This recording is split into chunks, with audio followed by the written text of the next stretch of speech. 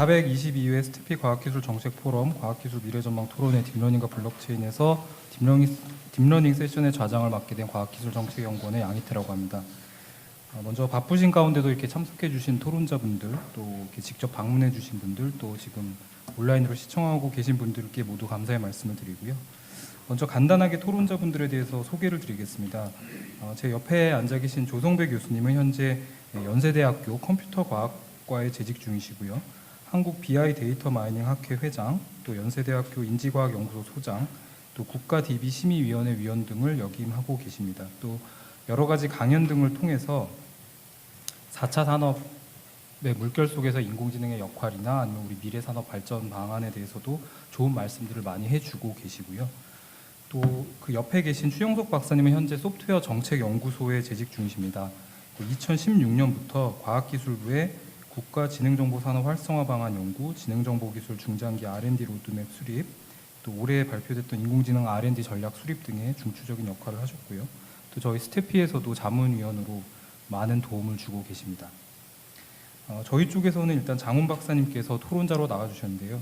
굉장히 다양한 연구를 하고 계시고 딥러닝과 관련해서는 현재 스태피 내부적으로 진행되는 인공지능 기술 전망과 혁신정책 방향이라는 과제에서 기술 파트 총괄을 하고 계시고요. 또 미래 연구라는 일반 과제에서 역시 딥러닝 파트를 연구를 하고 계십니다. 그래서 앞서 최병삼 단장님께서 말씀을 주신 대로 오늘 이제 딥러닝 세션에서는 최근에 여러 가지 쟁점되는 사항들 또 미래 발전 가능성에 대해서 저희가 한번 전망하고 얘기해보는 시간을 가지려고 합니다.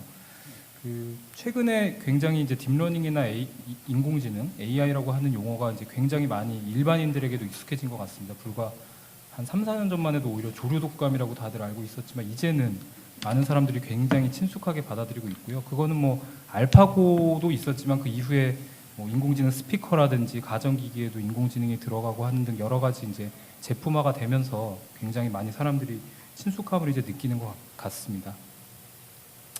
근데 사실 인공지능이라는 게 새로 나온 개념은 아니고 50년대에 이제 나와서 그동안 여러 번의 부침을 겪었었고요. 그 당시에 뭐 알고리즘의 한계라든지 아니면 데이터가 부족하다든지 컴퓨팅 파워 자원이 부족한 이런 이슈들이 있었는데요. 근데 2010년대 들어서 이제 오늘 얘기할 딥러닝이 등장을 하면서 어떻게 보면 다시 인공지능의 재도약기가 이제 도래를 했습니다. 그리고 엊그저께 이제 보신 분들도 많으실 텐데 MIT에서 인공지능 대학 설립하겠다고 1조 1천억을 들이겠다고 이제 나온 기사가 봤는데 거의 뭐 대학교 한 10개 이상 설립할 수 있는 금액 같기도 한데요. 그런 것도 보면 이제 인공지능에 대한 어떤 기대감은 굉장히 크고 또 그런 발전 가능성도 나름 무궁무진하다고 생각이 됩니다. 근데 그럼에도 불구하고 이제 저희는 연구자로서 딥러닝의 기술적인 장점 외에 이제 한계는 또 무엇인지 또 이게 실제 사회에 적용됐을 때 우리 사회에 들어왔을 때 인간에게 어떤 영향을 줄 것인지에 대해서는 또 면밀한 검토가 필요하다고 생각하고요. 그런 측면에서 이제 오늘 세션을 준비하게 됐습니다. 네, 그래서 말씀드린 대로 오늘 딥러닝 세션에서는 이제 기술적인 측면하고 사회적인 측면을 나눠서 몇 가지 이슈를 얘기를 해보려고 하고요. 기술적인 측면과 관련해서는 한 4가지 정도 이슈를 저희가 준비를 했습니다. 각각에 대해서 질의응답을 하고 또 필요하면 조금 질문도 하는 그런 형태로 진행을 하겠습니다. 첫 번째 이슈는 그 딥러닝의 어떤 활용성에 대한 질문인데요. 이제 지도학습 많이 얘기가 되고 있는 지도학습 기준으로 보면 굉장히 많은 인풋 데이터가 있고 이제 아웃풋 데이터, 정답 데이터가 있을 때 딥러닝이 굉장히 좋은 성능을 발휘하고 있습니다. 아니면 다량의 데이터 내에서 어떤 패턴을 찾아서 뭐 클러스터링을 하거나 분류를 하거나 이런 쪽에서 이제 굉장히 좋은 성능을 보여주고 있는데요. 근데 아시다시피 이제 우리가 접하는 지식이라는 것은 그런 형태의 지식도 있지만 서술형의 지식도 있고 뭐 저희가 책을 보면 서술형이죠. 또 표 형태의 지식도 있고 또 약간 구조화된 언어 같은 지식들도 있는데 이제 이런 형태의 지식들에는 딥러닝의 활용성이 떨어진다라고 이제 주장을 하시는 분들이 있습니다. 다시 말씀드리면 어떤 패턴 인식 외에 다른 형태의 어떤 학습에는 조금 효율성이 떨어진다 이제 이렇게 보시는 건데요. 근데 이제 아니다, 이게 큰 문제가 아니다라고 주장하시는 분들은 이미 이런 인간의 어떤 상식적인 지식을 습득하기 위한 알고리즘들이 개발이 되고 있다. 또 그래서 저도 이제 기사를 본 게 8월에 페이스북에서 어떤 인간의 상식을 연구하는 알고리즘을 연구 중이라고 이제 발표도 했었고요. 그리고 사실은 우리가 그 안에서도 인간은 패턴을 인지하지 못하는 거지만 딥러닝이 만약 그 안에서 또 일정한 패턴을 발견을 하면 그 부분 역시 이제 학습이 가능하다 이렇게 이제 보시는 분들도 있었습니다. 저희가 인터뷰를 했을 산업계 인터뷰를 했을 때요. 그래서 다시 이제 한번 질문을 요약해서 말씀드리면 이런 데이터 기반의 어떤 패턴, 규칙을 분석하는 것 외에 상식을 포함한 인간의 뭐 역사적인 지식이나 구조화된 지식 아니면 어떤 문맥을 이해하는 이런 부분에 있어서 딥러닝의 활용성이 어떨지 그것이 큰 이슈, 현재의 어떤 이런 빅데이터 기반의 분석만큼 좋은 성능을 발휘할 것인지에 대해서 한번 토론자분들께 여쭤보고 싶고요. 먼저 조성배 교수님의 의견을 한번 들어보도록 하겠습니다. 네, 하여튼 최근에 인공지능 연구하는 사람들 아주 살판 났는데요. 여태까지는 그 양치기 소년처럼 그러니까 뻥만 치고 있다가 이제 결국에 와서 진짜로 실감할 수 있는 그 성능을 내는 이제 인공지능 기술이라고 딥러닝이 나왔는데 사실 딥러닝이라는 게 이름이 먼저 팬시하잖아요. 뭔가 학습을 한다는데 그걸 심층적으로 학습한다 그러니까 사실은 딥러닝이 진짜 잘하는 거 이외에도 우리 머릿속에 있는 큰 그림을 대입해서 이것도 되겠지라고 하는 것도 굉장히 좀 많은 것 같습니다. 하여튼 뭐 딥러닝이 실질적인 문제에서 뭐 영상 인식이라든가 언어 처리에서 기존의 방법에 비해서 엄청나게 좋은 성능이 나오는 것은 분명한데요. 그렇다고 그걸 잘하기 때문에 지능의 다른 것들도 모두 다 잘하겠지라고 하는 건 뭐 글쎄 일반화의 오류라 그럴까요? 뭐 그런 게 좀 있을 것 같다는 생각이 듭니다. 그래서 지능이라는 게 뭐 다양한 측면이 있는데 그걸 딥러닝이 굉장히 잘하는 부분, 뭐 패턴 아까 말씀하신 것처럼 패턴 인식이라든가 많은 양의 데이터로부터 모델을 구축하고 이러는 건 기존의 어떤 방법보다도 월등하게 성능이 잘 나오는데 그걸 잘하니까 얘가 뭐 의식을 갖는다든가 또는 지식을 잘 처리한다든가 이런 것까지 잘하겠다라고 지레 짐작하시는 거는 조금 하여튼 좀 문제가 있을 것 같은데 그렇다고 그럼 딥러닝은 전혀 그 지식 처리나 이런 걸 못할 거냐 그렇지는 않을 것 같습니다. 뭐 지금 나온 결과가 그건데 연구하는 방향에서는 사람이 지식이라는 게 과연 이렇게 명시적으로 명시될 수 있는 건지 암묵적으로 표현될 수 있는 건지에 대해서도 연구하는 사람들은 연구를 하고 있고요. 그래서 기존의 전통적인 지식을 기반으로 하는 방법 또 딥러닝을 포함한 또 커넥셔니스트 어프로치라고 하는 것들을 적절하게 하이브리드해서 문제를 풀려고 하는 그런 시도들이 있어서 현재 오늘 시점만 놓고 보면 확실히 딥러닝은 지식 처리는 잘 못합니다. 그렇지만 연구하는 방향이라든가 그걸 봤을 때 그쪽도 이제 해결하려고 하는 뭐 시도가 있다. 이 정도로 말씀드릴 수 있을 것 같습니다. 네. 다음은 추영석 박사님. 네, 안녕하세요. 소프트웨어 정책연구소 추영석입니다. 예, 사실 저도 인공지능 쪽 정책을 담당을 하면서 많은 이제 앞으로의 정책을 개발할 때 어떠한 중점적으로 생각해야 되게 고민을 많이 하는데 사실 이런 계기를 통해서 똑같이 많은 고민을 하시는구나. 저도 되게 궁금했던 거, 답을 알고 싶었던 거를 문제 제기를 해주셔서 굉장히 감사하다는 말씀을 일단 드리고요. 저도 이제 배 교수님과 마찬가지로 일단은 딥러닝은 데이터에서 패턴을 굉장히 잘 인식하는 이제 그런 기술로 이제 특히 저는 이제 분류 클래시피케이션에 굉장히 최적화된 기술이라고 보고요. 그다음에 소위 비지도 학습이라는 것은 이제 군집에 좀 최적화되어 있는 거고 최근에는 이제 생성 모델 데이터를 통해서 새로운 데이터를 생성해내는 제너레이티브 모델이라고 하는 그 적대적 생성 신경망 이제 이런 기술들이 이제 각광을 받고 있습니다.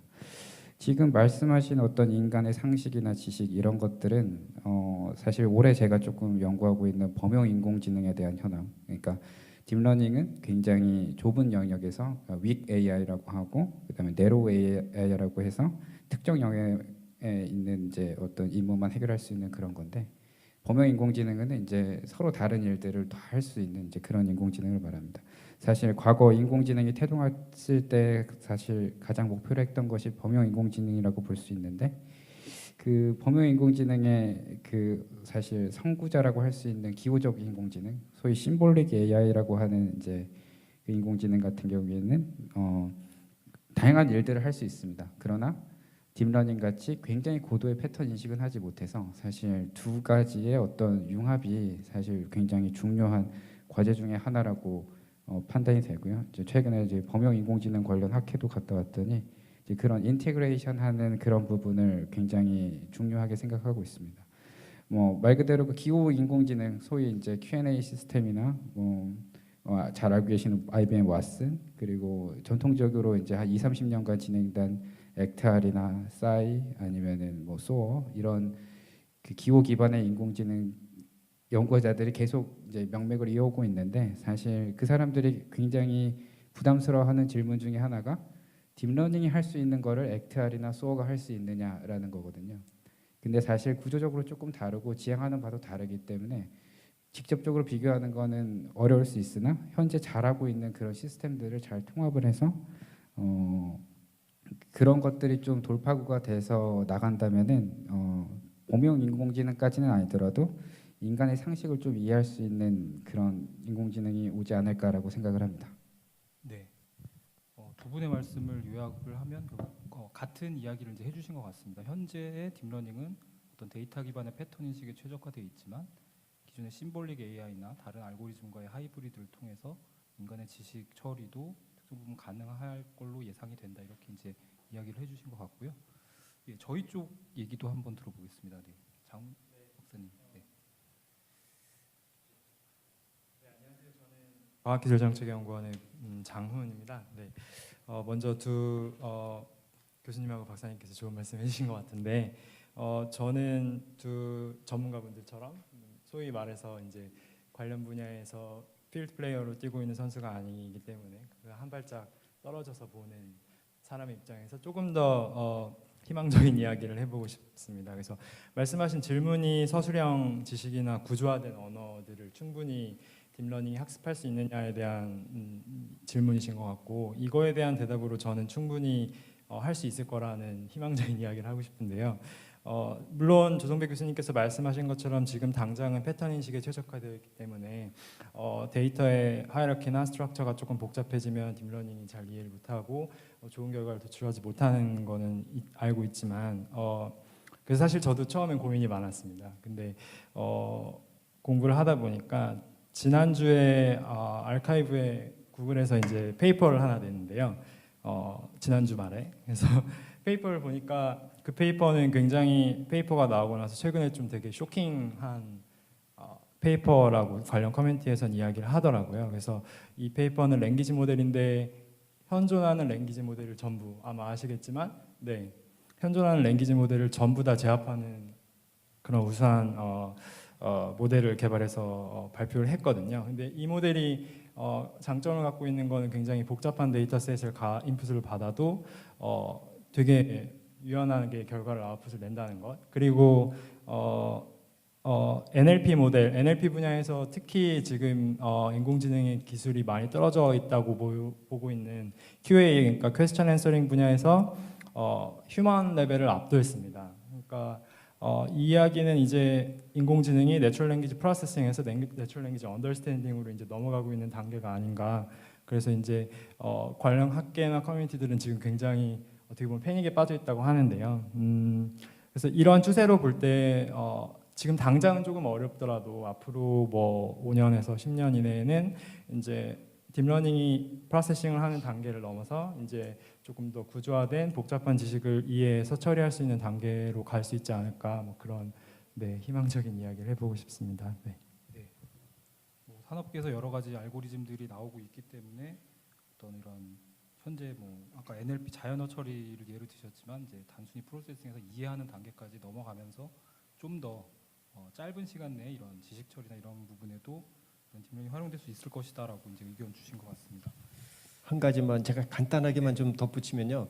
사실 분명히 그런 좋은 연구 사례가 있어서 앞으로 그런 식으로 쭉 발전하면 5년이나 10년 안에 딥러닝 지금 쓰고 있는 딥러닝 방법으로 지식 처리라든가 뭐 심지어는 의식까지도 뭔가 할 수도 있겠죠. 근데 그게 중요할까요? 사실은 AI를 연구하다 보면 그런 어차피 우리가 지금 연구하는 대상이 지능이고 사람이 갖고 있는 기능이기 때문에 그걸 뭐 어차피 설계도도 없고 우리가 여러 가지 다양한 기법으로 한번 흉내내 보려고 노력을 하고 그 중에 일부는 성공하고 일부는 뭐 아직은 좀 멀고 이런데요. 이게 잘 설명해서 뭐 예를 들면 뇌과학이라든가 아니면 인지과학적으로 인간이 하는 것과 거의 유사한 어떤 걸 딥러닝으로도 만들 수 있습니다. 뭐 그게 이론적으로라든가 그 원리적으로는 재밌을지 모르겠는데 지금 갖고 있는 딥러닝의 메인 핵심은 아닐지도 모르겠어요. 사실은 딥러닝이 꼭 그런 걸 설명하지 못하더라도 이미 주어진 뭐 예를 들면 많은 양의 데이터, 요즘 뭐 데이터가 적어도 또 잘할 수 있는 딥러닝 모델도 만들려고 하고 있지만 데이터로부터 패턴을 자동으로 찾아내고 하는 거를 이전에 어떤 방법보다도 잘하는 그 기능을 뭐 산업계라든가 이런 데 썼을 때 확실히 성능이 높아지는 부분이 있으니까 또 그쪽 방향으로도 사실은 조금 더 진행해봐도 좋지 않을까 이런 생각도 해봤습니다. 네. 예. 네네. 말씀드린 것처럼 이 포럼을 이런 식으로 진행해 본 적이 처음이고 이제 지금 질문 하나가 끝났습니다. 이런 질문들이 지금 쭉 이제 이어질 건데요. 제가 여기 계신 분 중에서는 AI를 제일 모르는 사람입니다. 제가 제일 모르고요. 예, 그래서 혹시 근데 그런 생각도 드실지 모르겠습니다. 이게 이제 아까도 처음 말씀드린 것처럼 대중들을 향해서 저희가 어떤 지식을 드리거나 어떤 정리된 거를 드리는 자리가 아니라 어떻게 생각하면은 전문가들이 모이면 이런 토론을 한다 하는 것들을 엿보실 수 있는 그런 자리라고 보여지고요. 그럼에도 불구하고 전문 용어도 너무 많이 나오는 것 같고 전문 용어에 대해서 설명도 안 하고 지나가고 그래서 조금 애로사항이 있을 수 있는데 제가 그냥 첫 번째 질문에 대해서 제가 제일 인공지능 딥러닝을 모르는 입장에서 아까 처음에 양희태 박사님이 질문하셨던 거를 다시 한번 바꿔서 좀 약간 비전문적으로 다시 한번 질문을 드려볼게요. 그냥 편하게 답변하셔도 좋을 것 같아요. 지금 저희가 만나는 인공지능이 AI 스피커잖아요. 여러 가지 다른 것도 알파고는 사실 제가 직접 만나본 적은 없으니까. 근데 AI 스피커인데 휴대폰에도 있고 그런데 한 번 물으면 신기하게 잘 답을 하고요. 근데 계속 대화를 하다 보면은 좀 얘가 좀 안 되고요. 가끔씩은 동음 이의어를 잘 못 알아듣기도 하고요. 한국말 같은 경우에. 그래서 아까 이제 양 박사님이 질문하신 거에를 좀 약간 AI 스피커의 컨텍스트를 보면 이게 내 말은 문자로는 잘 알아들은 것 같은데 컨텍스트를 이해하고 있을까? 만약에 지금 사실은 인공지능이 세상을 만났을 때 가장 중요한 인터페이스가 음성인식이잖아요. 저 개인적으로는 자율주행차 같은 것도 이게 잘 되려면 음성인식이 안 되면 어렵다고 보는데 예를 들면 AI 스피커 관점에서 봤을 때 혹시 이게 크리티컬한 애플리케이션, 운전이라든지 이런 데로 적용될 수 있는 수준일까 현재 기술이 있는데 적용이 안 된 것일까? 혹시 이게 뭐 조금 무식한 질문이지만 얼마나 지나야 이게 그 정도까지 올라갈까? 거기에 대해서 한번 좀 의견을 부탁드립니다. 제가 운이 좋게도 어제 카카오 분을 좀 만나서 스피커 담당하시는 분의 얘기를 좀 들어봤는데 거기서 가장 챌린징한 문제가 뭐냐라고 물어봤더니 대화를 지속적으로 이끌어가는 거라고 하더라고요. 사실 그러려면은 도메인 지식이 굉장히 많이 필요하지 않습니까? 내가 노래 틀어줘, 뭐 어디 위치 찾아줘, 맛집 찾아줘 이 정도는 사실 예견이 되는 질문이잖아요. 근데 난 오늘 좀 슬퍼 뭐 이런 얘기를 한다 그러면은 문맥을 이해를 못하니까 이제 그런 거를 이해를 하려면은 사실 조금 더 폭넓은 QA가 필요하고 그러면은 이제 사용자의 의도도 알아야 되고 감정도 알아야 되고 여러 가지가 알아야 되는데 결국에는 스피커가 이제 거의 개인 비서로 진화해야 되는 그런 단계에 있는데 아직 이제 그 부분에서 어떤 식으로 좀 해결을 해야 될지 혹은 이제 정확하게 답변은 못 하더라도 어떤 식으로 대화를 좀 유기적으로 이끌어 나갈까 그래서 좀 더 잘 사용하게 할까 이제 그게 좀 관건이었다고 하고요. 그리고 차량에는 이제 뭐 소위 지금 들어갈 예정으로 돼 있어서 어쨌든 이제 운전을 하는데 음성이 가장 중요하지 가장 사용하기 쉬운 거잖아요. 손으로 만지고 하는 것보다는 음성으로 명령을 내리고 이제 그런 것이 좀 중요하기 때문에 일단은 자동차 회사와 그런 인공지능 스피커 회사의 어떤 협업이 지금 진행 중인 걸로 알고 있고요. 예, 그래서 네, 어쨌든 어제 제가 우연치 않게 좀 재밌는 얘기를 들어가지고 일단 말씀드렸습니다.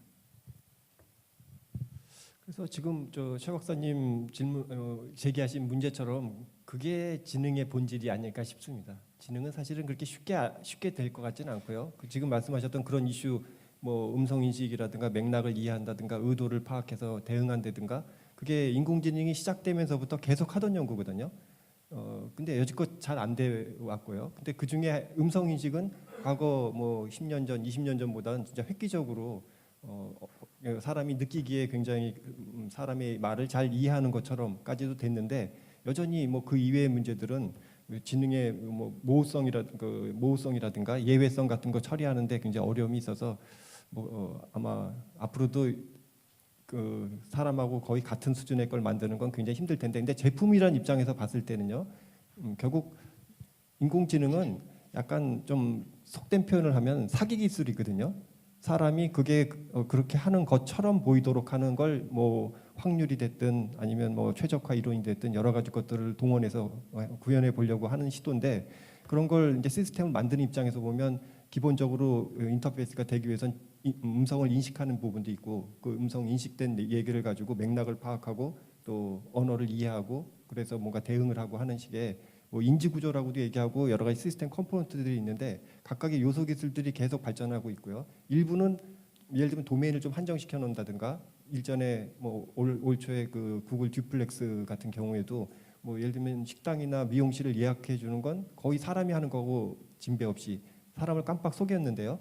그런 식의 맥락 유지라든가 이런 건 또 일부분은 될 것 같고, 그래서 아마 좀 전에 추박사님이 말씀하신 것처럼 사람처럼 이렇게 맥락을 유지하면서 대화를 지속적으로 쭉 이끌어 나가는 진짜 사람 같은 걸 만들기, 그거는 뭐 영원한 숙제가 될지 모르겠지만 산업계 입장에서 봤을 때 당장 AI 스피커 또는 뭐 카 내비게이션용 뭐 음성 인터페이스 이런 쪽은 거의 사람이 볼 때 맥락도 인식하는 것처럼 작동하는 거는 그렇게 멀지 않은 시기에 가능하리라고 봅니다. 네, 좋은 의견 감사드립니다. 지금 질문을 딱 하나 했는데 지금 주어진 시간의 절반 이상이 이제 지나갔는데요. 조금 스피디하게 진행하겠습니다.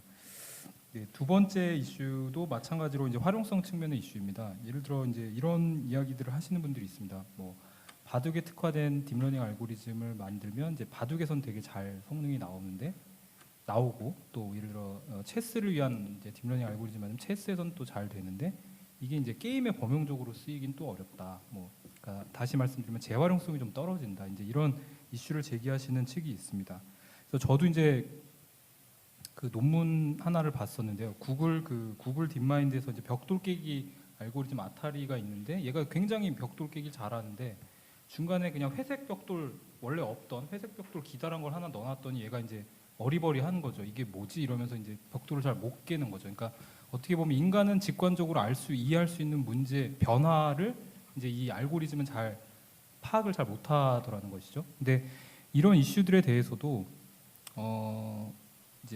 큰 문제가 아니라고 하시는 분들은 결국 그런 것들도 학습을 통해서 시간 문제이지 학습을 통해서 다 해결이 된다라고 이제 하시는 분들도 있고요. 또 이미 뭐 의료 영상 분야 같은 데서는 다른 데서 쓰던 알고리즘을 가져와서 내 데이터로 학습을 시켜서 기존보다 더 좋은 퍼포먼스를 내고 있다. 이제 이렇게 이제 이야기를 하고 계십니다. 그래서 이런 딥러닝의 재활용성에 대해서 최근에 어떤 연구들도 이제 진행이 되고 있는 걸로 알고 있는데요. 그런 부분들에 대해서 조금 이야기를 들어보고 싶습니다. 이번에는 먼저 추 박사님께 한번 마이크 드리겠습니다. 네, 먼저 사실 저는 이제 좀 빠르게 세 가지 포인트로 말씀을 드리겠습니다. 먼저 하나는 이제 여기에서 가장 잘 나가고 있는 게 알파 제로인 것 같습니다. 알파고 제로의 이제 그러니까 그 알고리즘을 따서 여러 가지 이제 뭐 장기나 체스 이제 이런데 적용을 하고, 최근 국내에서는 오목도 지금 시도를 하고 있습니다. 그래서 사실 보드 게임이라는 거는 그렇게 자체 대국을 통해서 학습하는 그런 어떤 알고리즘의 프레임워크로 이제 학습이 가능하다. 특히 이제 정보가 다 있는 그런 보드 게임 같은 경우에는 서로 상대방 두고 놔두고 하는 이제 그런 게임 같은 경우에서는 이러한 방법론으로 접근을 하면은 잘 된다. 그러나 체스를 학습을 하려면 체스 데이터가 있어야 되고 바둑은 바둑 데이터가 있어야 되고, 그렇다고 한다면 이게 어떤 유니버설한 하나의 어떤 게임 머신이 아니고 각각의 여전히 데이터를 학습해야 된다는, 데이터를 생성하면서 학습하지만은 여전히 그 도메인의 데이터를 받아야 된다는 거에서 한계는 있지만 굉장히 이제 사실은 뭐 혁신적인 결과 중에 하나였죠. 그리고 예, 이제 그 부분이 하나 있고요. 예, 그다음에 제 의견은 아니고 오픈 AI의 일리아 서스케이버라는 그 박사님이 한 분 계십니다. 선임 연구로 제 그 유명한 연구자가 있는데 그 사람이 이제 딥러닝에 대해서 데이터 축적에 관련한 데이터와 관련한 문제를 크게 두 가지로 그러니까 딥러닝의 문제를 크게 두 가지로 봤는데요. 다 데이터와 관련 내용일 것 같습니다. 맨 처음은 이제 지속적인 학습이 불가능하다는 거. 그러니까 소위 우리가 생각하면은 100만 개의 어떤 데이터로 인공신경망을 학습을 시켜가지고 패턴을 예측했는데 추가로 10만 개가 들어왔어요. 그럼 10만 개만 추가적으로 학습하면은 좀 더 좋은 성능을 내야지 이제 사실 상식적으로 그게 맞는 것 같은데 그게 아닐 수도 있다는 거죠. 어떤 사람들은 그냥 110개를 다시 재학습을 시키는 게 더 낫다라는 관점도 있고 거기에 대한 정답이 사실 없습니다.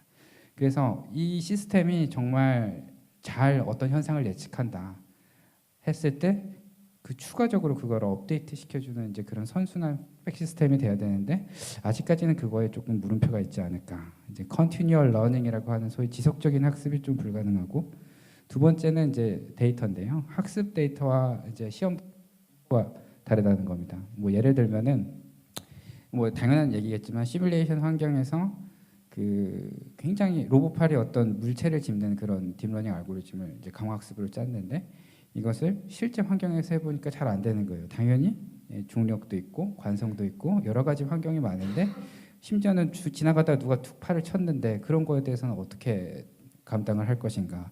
그러니까 굉장히 실제 상황에서 발생할 수 있는 여러 가지 이제 데이터들을 미리 또 학습을 시켜줘야 그게 제대로 된 실제 상황에서 쓸 수 있는 어떤 알고리즘이 되기 때문에 여기서는 이제 그러니까 트레이닝 데이터, 학습 데이터와 시험 데이터의 분포 자체가 틀리다. 보통 우리가 학습하고 성능을 낼 때 전체 데이터셋에서 한 80%는 트레이닝 시키고 20%는 학습을 시험을 시켜가지고 성능이 이만큼이다 이렇게 얘기를 하는데 본질적으로 그게 같은 어떤 분포에 있는 거기 때문에 이게 완전 트레이닝 데이터셋은 그냥 있는 거고 테스팅 데이터는 실제 상황이라고 하면은 잘 안 물릴 가능성이 많거든요. 이제 그런 거에 대해서 한계가 있다.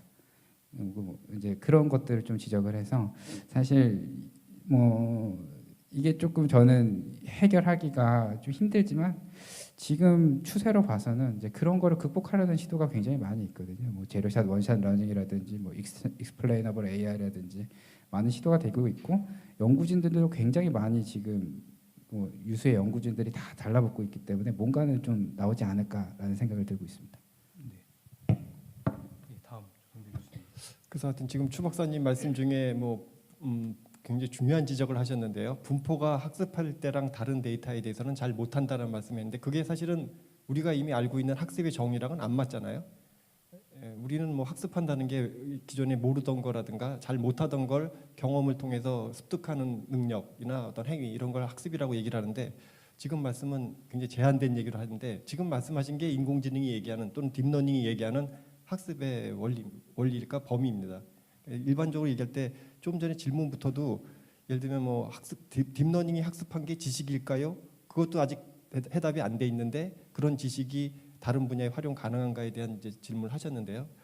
약간 그게 좀 왔다 갔다 한다는 게 아마 들으시는 분들도 헷갈릴 가능성이 높다는 생각이 좀 들고 뭐 결론은 어쨌든 인간이 갖고 있는 직관과 같은 학습을 통해서 얻어내는 걸 딥러닝이 반드시 해야만 하나를 저는 이제 개인적으로는 좀 뭐 회의적으로 생각하는 부분이 있는데 지금 있는 딥러닝 기술은 어쨌든 소위 얘기하는 어떤 입력이 들어왔을 때 어떤 출력이 나와야 된다는 그런 입출력 관계가 좀 명시된 경우에 많은 양의 데이터로부터 모델이 자동으로 구축되는데 그 이전에 어떤 머신러닝 방법보다도 그걸 잘하더라라는 거거든요.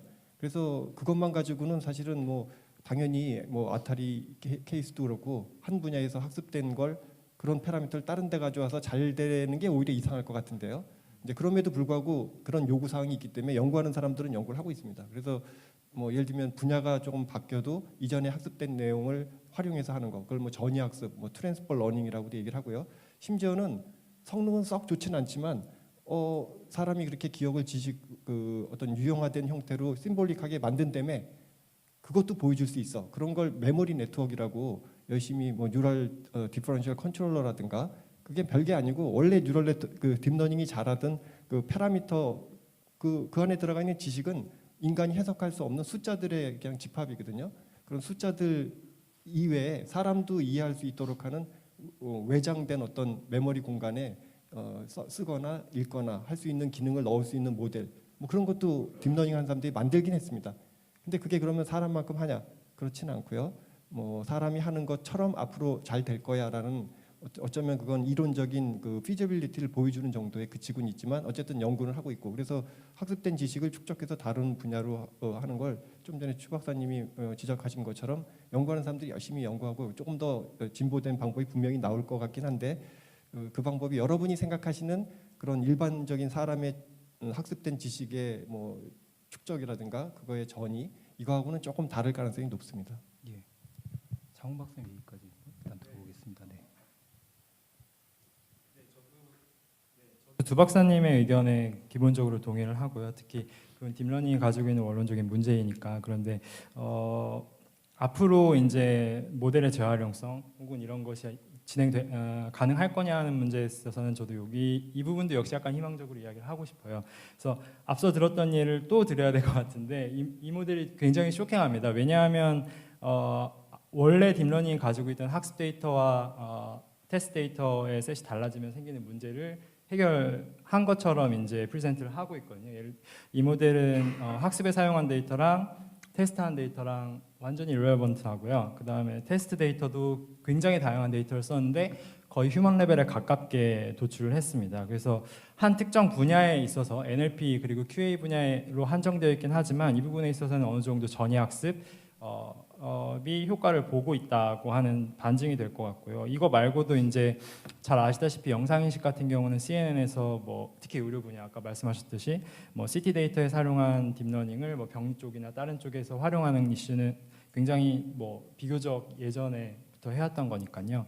이런 문제는 해결이 될 걸로 보이는데 그럼 그 윗단으로 올라가서 서로 다른 형태의 데이터끼리 합쳐서 러닝을 하는 소위 말하는 이제 크로스 모달 러닝이 될 거냐 하는 문제는 조금 어려운 문제인 것 같습니다. 그러니까 분야를 혹은 바운더리를 어떻게 정하느냐의 문제지만 한 바운더리 내에서는 어느 정도 트랜스퍼 러닝이 모델의 재활용성이 가능성이 보이고 있지만 이 분야를 넘어서는 것까지 완벽한 유니버설한 모델링이 혹은 퍼포먼스가 지금 나고 있냐는 건 약간 퀘스천인 것 같고 하지만 뭐 긍정적으로 봐야겠죠. 네. 네. 종합을 해보면 이제 재활용성을 높이기 위한 연구들이 진행이 되고 있다. 다만 저희 이제 장훈 박사님은 그것이 굉장히 빠르게 진행되고 있다고 보시는 거고 이제 뭐 추 박사님 조금 시간이 걸릴 거라고 보신 것 같고요. 또 조성배 교수님은 그거 자체가 그렇게 과연 필요한 것인가, 요구가 되는 것인가에 대해서도 이제 의견을 좀 주신 것 같습니다. 네.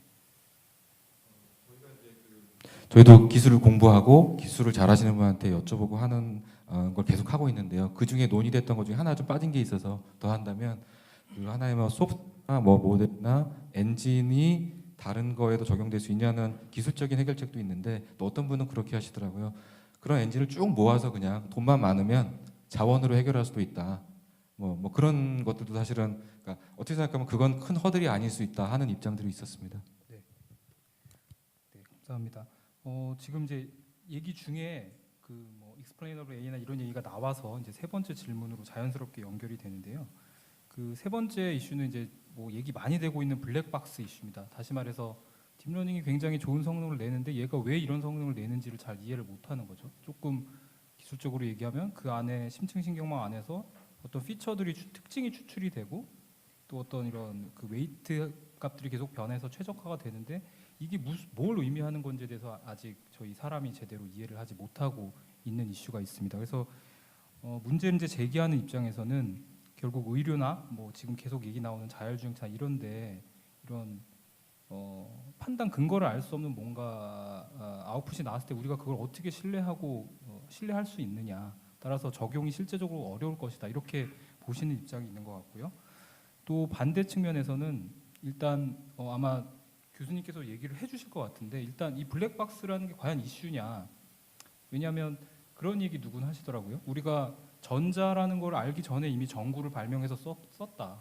꼭 그 원리를 알아야 되는 건 아니다. 이런 얘기 또 하시는 걸 들었었고요. 또 아스피린 같은 경우도 지금 저희가 작용진을 정확히 모르지만 이 효과가 있으니까 이제 먹고 있는 거거든요. 그래서 그런 측면에서 봤을 때 우리가 딥러닝 안에 이게 어떻게 돌아가는지 잘 모르는 게 큰 문제가 아닐 수 있다라는 의견이 있고요. 또 하나는 교수님께서 말씀하신 대로 이런 설명 가능한 AI를 위한 연구들이 실제적으로 진행이 되고 있습니다. 언제 아니면 이게 과연 어느 정도 효과를 보여줄지 모르지만 아무튼 진행이 되고 있기 때문에 이 문제도 크리티컬한 건 아니다. 이제 이렇게 보시는 입장이 있는 것 같습니다. 그래서 이 부분에 대해서도 한번 의견을 여쭤보겠습니다. 이번엔 한번 교수님께 먼저. 네, 그래서 그 사실은 그러니까 딥러닝 이외에도 인공지능 전반에 걸쳐서 사람들이 너무 기준을 너무 빡빡하게 두시는 것 같긴 합니다.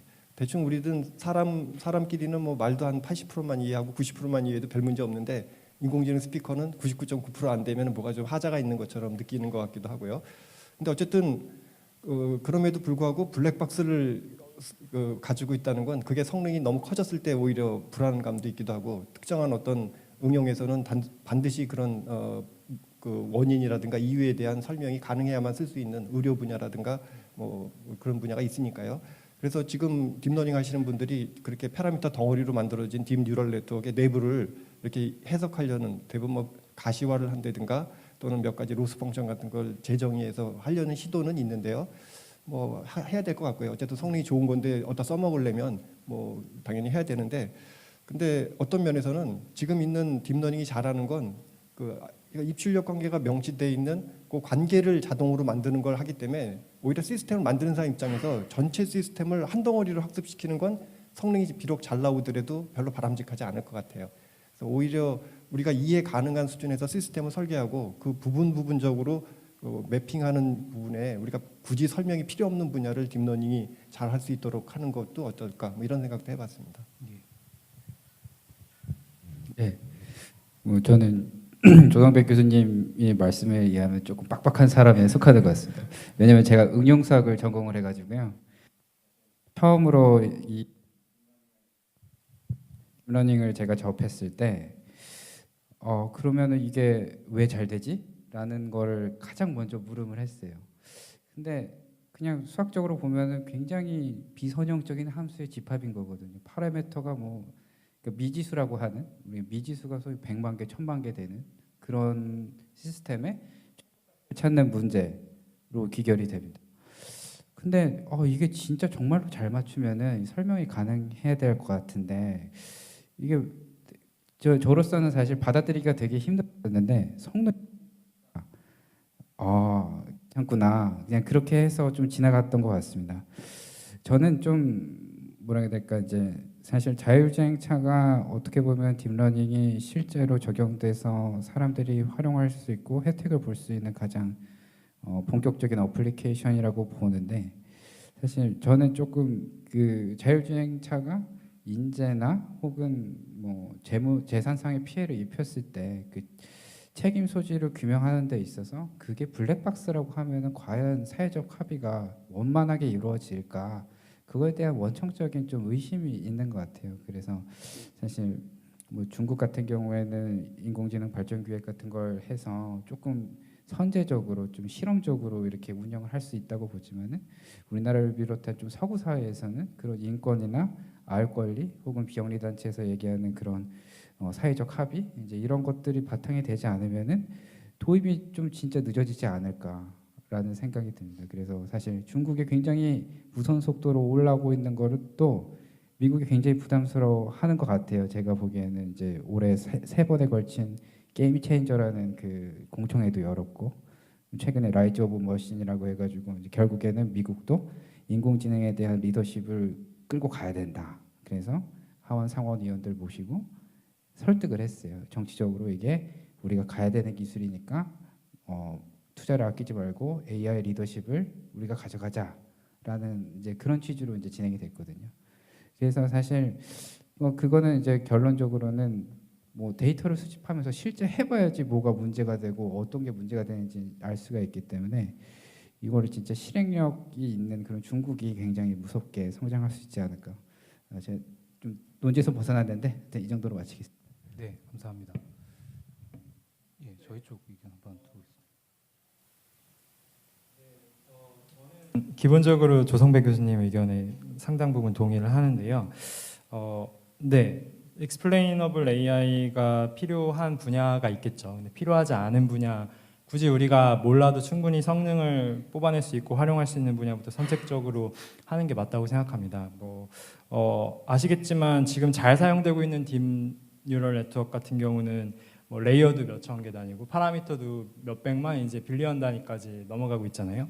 그래서 거기에서 우리가 다 프루브를 꽂아서 로그 데이터를 뽑아서 우리가 과연 그걸로 정형화된 띠오리를 만들 수 있을까 하는 근본적인 질문도 있기 때문에, 혹은 그게 진짜 필요하냐라는 질문도 할 수 있겠죠. 왜냐하면 말씀하신 자율주행차나 조금 적용이 리스키한 분야에 대해서는 꼭 explainable AI가 대안이 아닐 수도 있잖아요. 다른 차선책을 보완제로 활용할 수도 있으니까. 그래서 이 연구가 학문적으로 학술적으로는 굉장히 중요한 분야라는 데는 동의를 하지만, 그렇다고 해서 너무 좀 보수적인 시각을 가질 필요는 없지 않을까 하는 생각이. 네, 조금 의견 차이는 있었지만 아무튼 이 블랙박스 이슈는 특정 분야에서는 분명히 해결이 돼야 된다라는 의견을 주신 것 같고요. 근데 이제 문제는 그런 분야들이 우리가 가장 유망하다고 생각하는 의료나 자율주행차 쪽 분야이기 때문에 조금 저희가 좀 조심스럽게 이 부분은 대응을 해봐야 될 것 같습니다. 예. 시간은 어떻게 좀 조정을 조금 써도 될까요? 네네네. 그러면 예. 그러면 이제 사회적인 측면 질문으로 한번 넘어가 보겠습니다. 사회적인 측면에서는 이제 앞서 말씀드린 대로 인공지능의 기술 발전과 별도로 이것이 이제 시장에 실제 수용이 됐을 때 이게 과연 우리에게 어떤 효용을 줄 수 있는지, 아니면 어떤 문제를 일으킬 수 있는지 우리가 봐야 되는데, 그런 측면에서 한번 저희들이 이슈를 좀 뽑아봤고요. 아무래도 정책과 좀 맞닿아 있는 부분이기 때문에 이 부분은 저희 쪽의 의견을 일단 먼저 들어보고 추가적인 의견을 구하는 방식으로 진행해 보겠습니다. 방금 전에 이제 추영석 박사님이 얘기하신 내용인데요. 그러니까 인공지능 제품이나 서비스를 사용하다가 오류가 나거나 이제 뭐 사고가 났을 때 이거 책임을 누가 질 것이냐에 대한 이슈가 많이 이제 얘기가 되고 있습니다. 그래서 방금 말씀드렸던 자율주행차 같은 경우도 있고요, 의료도 마찬가지고요.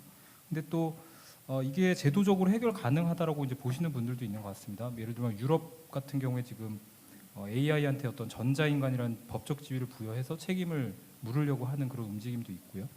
또 저희 제도적으로 뭐 보험제도 뭐 이런 것들이 있지 않습니까? 그래서 어떤 책임을 보험사에게 우리가 또 이렇게 지워줄 수도 있는 것이고, 또 자율주행차를 예를 든다면은 성능 인증을 이제 나중에 받을 텐데 그 인증을 받은 주체가 누구냐에 따라서, 예를 들어 완성차 업체가 받았으면 완성차 업체가 책임을 지는 거고, 그 안에 들어가는 AI 인공지능 소프트웨어를 개발한 회사가 인증을 받았으면 그 회사가 지는 거고, 뭐 이런 식으로 이제 제도적으로 해결 가능하다라고 이제 보시는 입장도 있는 것 같습니다. 그래서 이 부분에 대해서 한번 의견을 먼저 저희 쪽에서 얘기해 주시면 감사하겠습니다.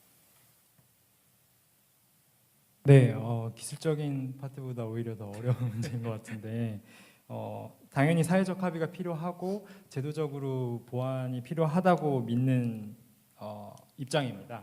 하지만 그 부분이 녹록지가 않다는 것 또한 현실이죠. 왜냐하면 인간 사회가 그렇게 법과 제도를 만들면서 체계를 만드는 것이 소위 말하는 원샷 러닝처럼 한 번에 이루어진 게 아니잖아요. 점진적으로 이슈가 발생하면 그것을 대응하고, 이슈가 발생하면 그것을 대응하는 식으로 이루어져 왔기 때문에 인공지능이라는 것 혹은 딥러닝이라는 것이 저희 사회의 한 부분이 되고 요소가 됐을 때 얘네들이 발생시킬 수 있는 책임이나 뭐 이슈 같은 문제들을 저희가 충분한 논의를 거쳐서 대응할 필요가 있다고 생각하고요.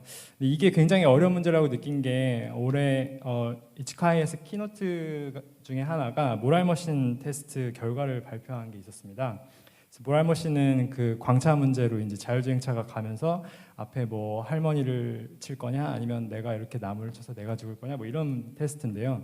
재밌는 결과가 이거는 전 세계를 대상으로 한 테스트 결과였거든요. 근데 지역이나 문화나 뭐 종교, 뭐 성별 따라서 다 다른 가치관을 가지고 있더라고요. 그러니까 인공지능이 사회에 들어왔을 때 이걸 사회적 합의가 굉장히 어렵다는 것을 보여주는 예인 것 같습니다. 그래서 어려운 문제이긴 하지만 지금 굉장히 급속도로 기술이 발전하고 있기 때문에 이거 어려운 문제니까 그만할래라고 혹은 나중에 할래라기보다는 적어도 기술의 발전과 괴를 같이 해서 논의를 통해서 제도적 장치를 만들고 안전장치를 만들어 나가려는 노력이 필요한 상황이 아닌가, 시점이 아닌가 생각됩니다. 예, 감사합니다.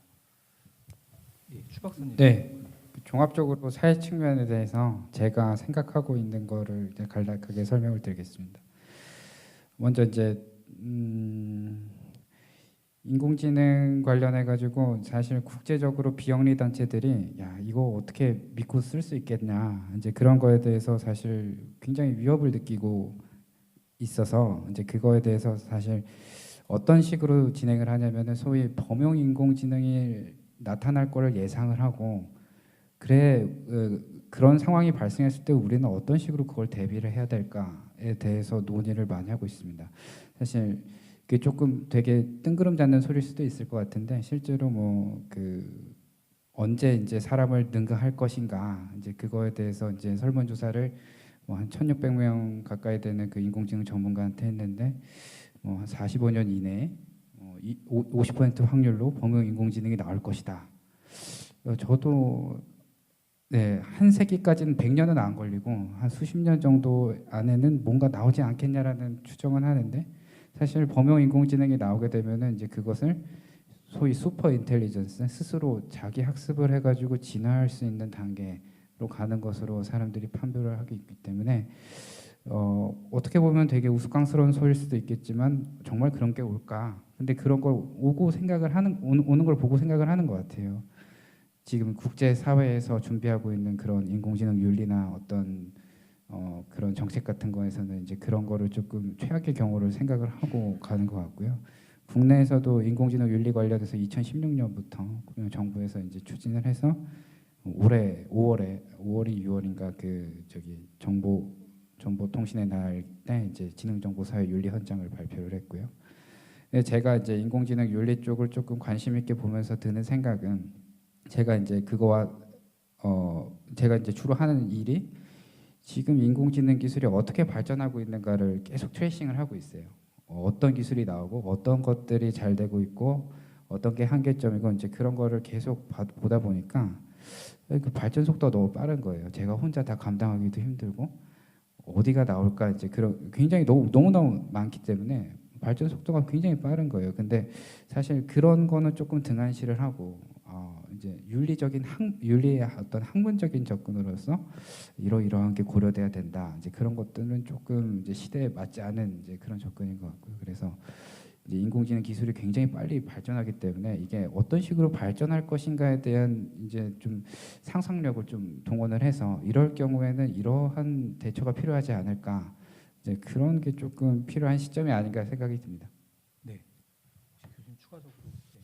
뭐 법적 윤리적 책임 소재 이런 거 다 재밌는 얘기고 중요한 얘기인 것만은 분명한 것 같고요. 또 두 분이 굉장히 잘 말씀해 주셔서 제가 거기에다가 더 붙이기보다는 오히려 뭐 이런 소위 얘기하는 갑론을박은 일부분의 사람이 해도 되지 않을까. 오히려 예를 들면 뭐 일반 대다수 분들은 그 제조업이나 유통업이나 이런 산업 분야에 있는 분들은 물론이고 또 사회에 어느 뭐 예를 들면 나는 정치학을 해 아니면 나는 문학을 전공해 그런 사람들도 과거 방식하고는 다른 방식이 요구되는 게 AI 시대 또 딥러닝 시대라고 생각이 되거든요. 그래서 뭔가 좀 대량의 데이터가 확보되어 있는 그런 분야에서 이런 인공지능이나 딥러닝의 본질을 좀 잘 이해하시고 활용할 수 있는 그런 자세가 있으면 좋겠다는 생각이 들고요. 그래서 최근에 뭐 오픈 소스 얘기도 하고 뭐 문제 해결형 코딩 능력 막 이런 얘기도 하는데 그거는 진짜 필요할 것 같습니다. 이게 앞으로 살아나가는데 우리가 모든 사람이 컴퓨터 프로그래머가 될 필요는 없지만 근데 인공지능 딥러닝의 본질을 조금이라도 이해하시면 그게 문제 해결을 할 수 있는 코딩 능력이 굉장히 중요하고 더 중요한 건 그게 불과 한 5년, 10년 전만 해도 굉장히 전문 분야의 사람들이 전문 지식이 있어야만 할 수 있었는데 그게 어떤 면에서는 문턱이 굉장히 낮아졌습니다. 그래서 어쩌면 전 국민이 산수나 수학하시는 것처럼 인공지능, AI, 딥러닝에 필요로 하는 그런 문제 해결형 절차 만드는 법이나 이런 걸 이해하시는 것이 앞으로 이 AI 시대에 도움이 되지 않을까 이런 말씀을 드리고 싶었습니다. 예. 하나 추가로 말씀드리고 싶은데요. 그러니까 지금 질문하신 거에 대해서 저는 뭐 답을 내기보다는 물론 이것도 분야별로 차이는 있을 것 같고요. 근데 약간 문제가 하여튼 어려운 게 왜 어려운가에 대해서 좀 말씀을 드리면 우리가 뭐 AI를 포함해서 지금 움직이고 있는 이런 변화들을 우리가 디지털 전환이라고 얘기를 하잖아요. 근데 그게 대부분의 경우에 기존의 제품이나 어떤 프로세스에 디지털 기술이 더해지는 거잖아요. 그리고 그런 과정에서 수반되는 것이 플레이어들이 늘어난다는 것이죠.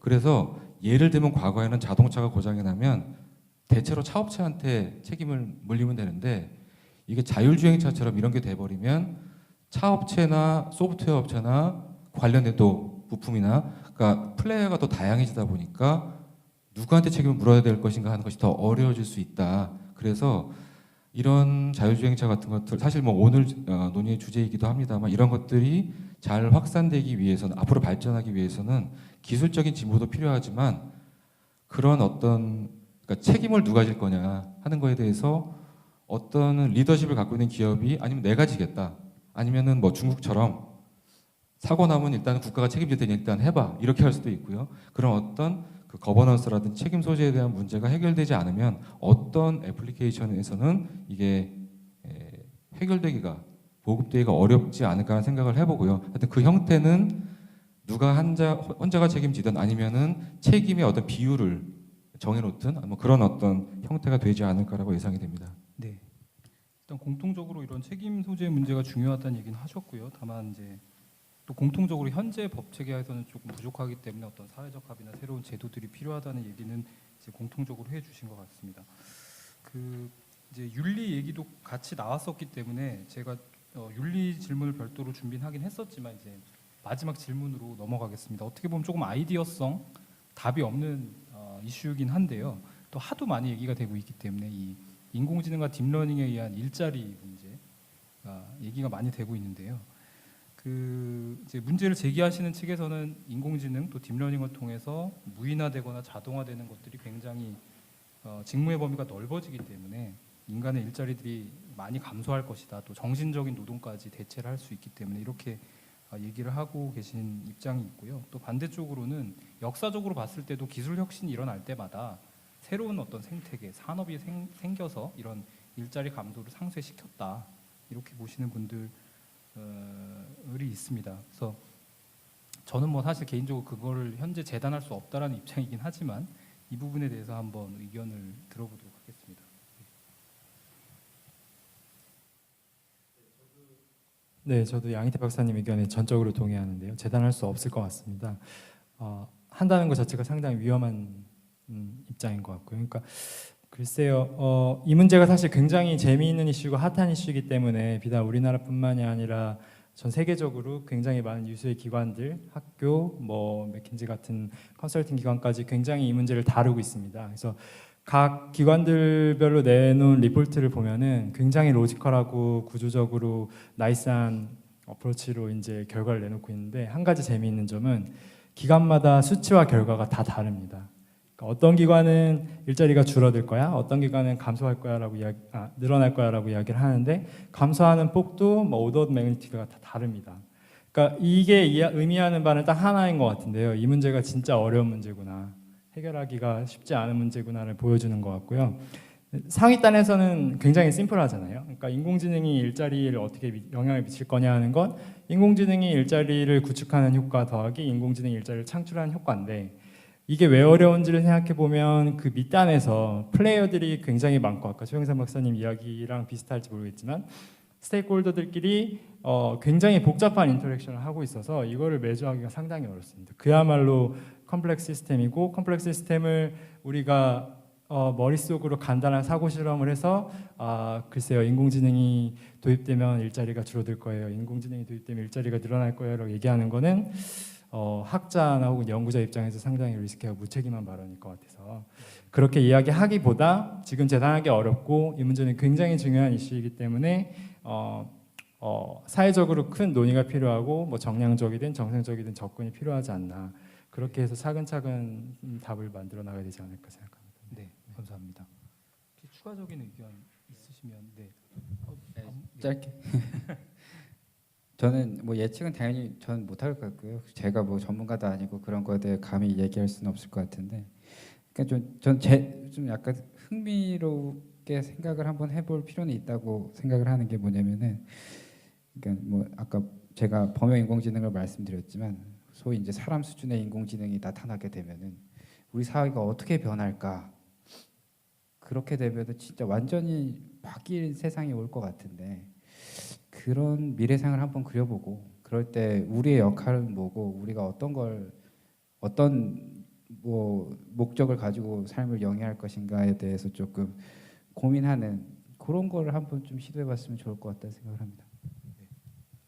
저 사실은 뭐 일자리 전문가도 아니고 그냥 공돌이 기술자인데 하도 이런 쪽에 관심들이 많으셔서 지난 2, 3년 동안 뭐 최 박사님 자료집도 보고 여러 가지 공부를 해봤는데 일자리 당연히 될 것 같은데요. 뭐 어떤 기술이라든 새로 나오면 그 일자리 가지고 업을 하던 분들은 침해를 받았는데, 근데 인공지능 같은 경우에는 이제 많은 보고서도 저도 보면 어떤 특정 직종을 딱 찍어서 이거는 좀 어렵고 이거는 근데 그렇게 되기보다는 모든 직종이 다 영향을 받을 것 같아요. 그래서 그 직종 중에 예를 들면 뭐 매뉴얼에 입각해서 하는 프로세스라든가 아니면 뭐 기다 아니다가 너무나 빤히 드러나는 그런 거는 사실 굳이 사람이 할 필요도 없는 거고, 가뜩이나 지금 뭐 생산성 향상이라든가 이런 게 굉장히 큰 이슈가 되기 때문에 어떤 뭐 사람이 좋든 싫든 뭐 정부가 그걸 원하든 안 하든 방향은 그쪽으로 갈 수밖에 없거든요. 근데 그거를 사실은 그러니까 개인이 그 짊어지고 처리하기는 굉장히 어려운 것 같아요. 그게 국가가 됐든 사회가 됐든 아니 또는 뭐 기업이 됐든 그런 거에 선제적으로 미리 좀 판을 읽고 뭐 재교육을 시킨다든가 하는 식의 움직임이 없으면 어쩌면 진짜 커다란 일이 일어날 수도 있겠다 이런 생각을 해봤습니다. 네네. 감사합니다. 사실 뭐 말씀드린 대로 일자리 문제는 정말 재단하기 힘든 문제 같고요. 너무나 사회적으로 큰 이슈이기 때문에 이런 부분에 대해서는 저희가 조금 더 면밀하게 다각적으로 연구를 해봐야 될 거라는 이야기를 공통적으로 주신 것 같습니다. 예, 오늘 이제 딥러닝 세션에서는 준비한 이슈는 다 논의를 했고요. 짧은 시간이지만 여러 가지 기술적인 사회적인 이슈에 대해서 많은 건설적인 이야기들은 나온 것 같습니다. 결국 저희의 목적은 우리나라가 이제 인공지능이나 딥러닝 분야에서 글로벌 경쟁력을 갖는 것이 어떻게 하면 가질지, 또 정부가 그런 경쟁력을 키우기 위해서 어떤 정책을 지원해 줘야 되는지 이런 것들을 이제 저희가 알고 싶은 게 가장 큰 목적이고요. 따라서 오늘 같은 이런 논의 자리가 이제 뭐 오늘 이제 학계도 연구계에서 오셨지만 산업계까지 포함해서 이런 논의들이 좀 지속적으로 이루어지기를 한번 진행하는 동안 한번 조금 생각을 해봤습니다. 예, 이상으로 딥러닝 세션은 마치겠고요. 바로 이어서 블록체인 세션 시작하겠습니다.